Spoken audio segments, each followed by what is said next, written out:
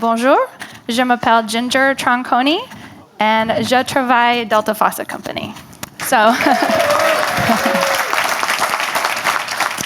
so about 6 years of schooling will get you about 3 sentences when you stand up here to talk, and that's been many years ago. So thank you for having me. I wanted to just say thank you. My trip to Paris has been fantastic, and getting to know all of you has been really fantastic. So thanks for having me today. I was asked to come and speak a little bit about our software selection process. I'm guessing most of you in the room have already chosen Jahia. So my story, may sound familiar to your selection process as well, but I'm here to share it with you. And if you have any questions after I'm done, I'd be happy to share with you in more detail how we went through this process. But a little bit about our company.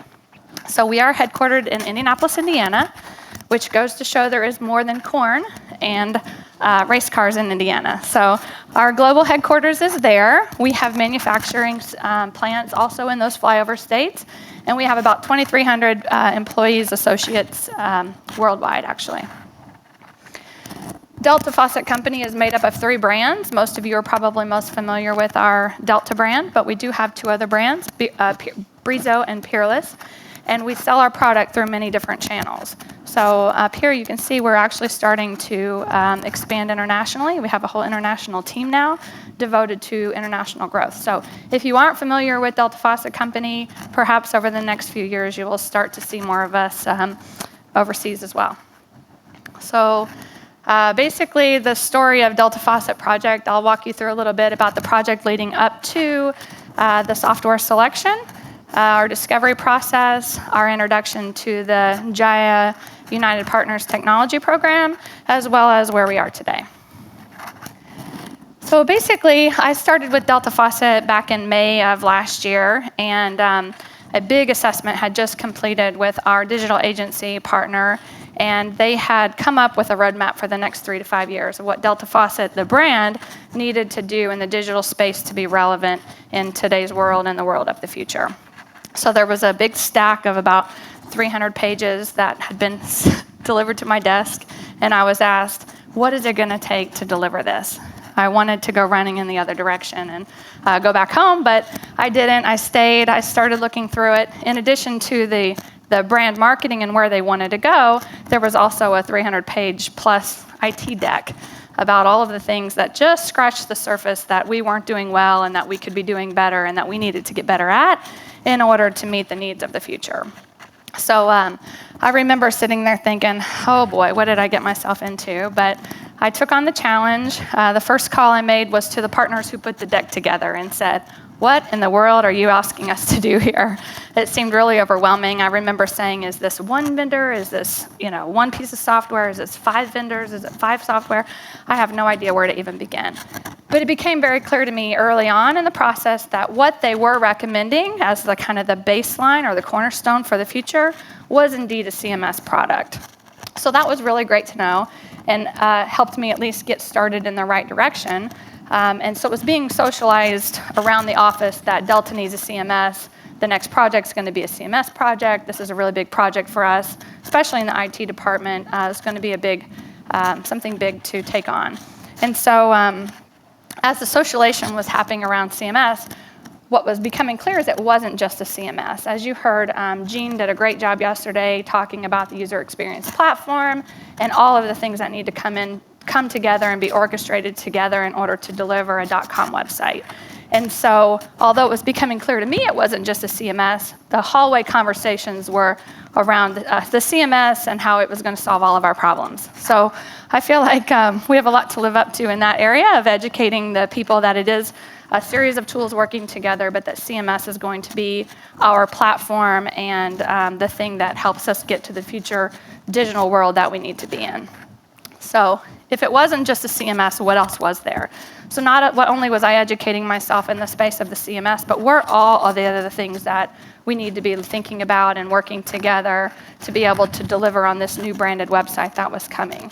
But as I mentioned earlier in the slide deck is that we aren't just a branded website. We do a lot of B2B work with our customers, and we have websites that service those people as well, and we have to be thinking about them in the bigger scope of things.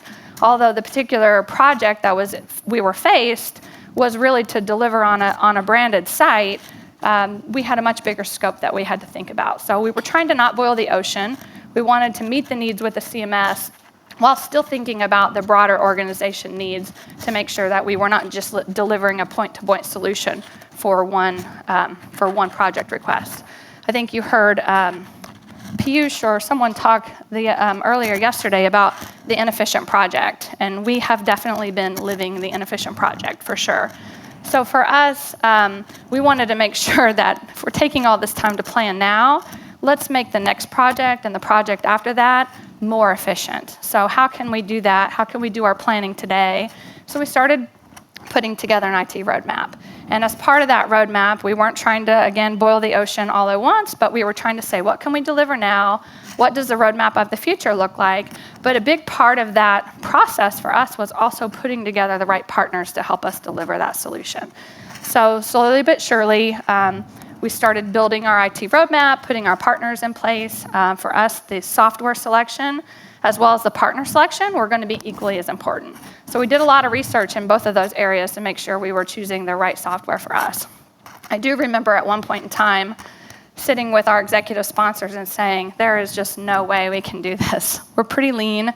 Our IT staff does not have a history of delivering, and we're being asked to do something really big here. And so I said, you want CMS, you want a DAM, there's all of these other things. It really started to feel like we were being asked to do the impossible. My confidence was a little bit low, I'm not gonna lie. So with that being said, fast forward a few months, and I actually met some of you in the room and started learning about what we are now calling the Jahia Partner Program.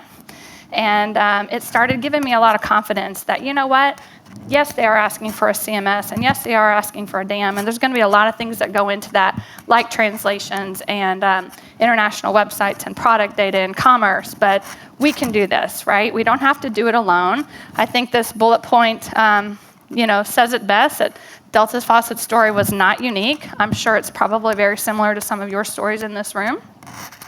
Our brand is different, our products are unique, but mostly our needs are the same as others.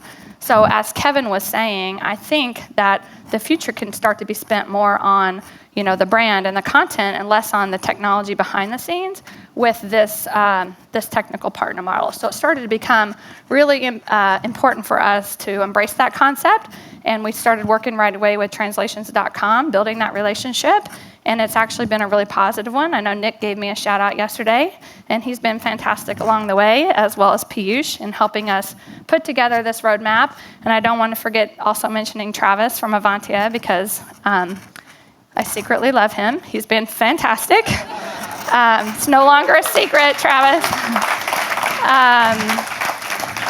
So these people have been fantastic in helping us put together our roadmap and giving us the confidence that we need to not kind of tuck our tail and want to run the other way, but to say, you know what, we've got this, we can do this.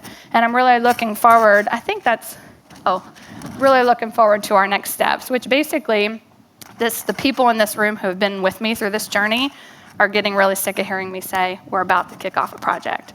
But today I can stand here with some confidence to say I really do think we're about to kick off a project, and we're hoping to kick it off in July. It's going to encompass about 7 different streams of work, 3 of which are new branded websites, standing up a CMS, standing up a DAM, building all of the integrations that need to happen in order to make that a little bit more of a user experience platform, and those are just the first pieces that we're putting together right away. So I know my story isn't quite the customer experience that you all are sharing, but it would be fantastic next year to stand here with Jahia and Avantia by my side, as well as the team from the marketing department who's been working really hard to come up with the new designs and say that we had a successful customer story. So I look forward to that. Merci beaucoup.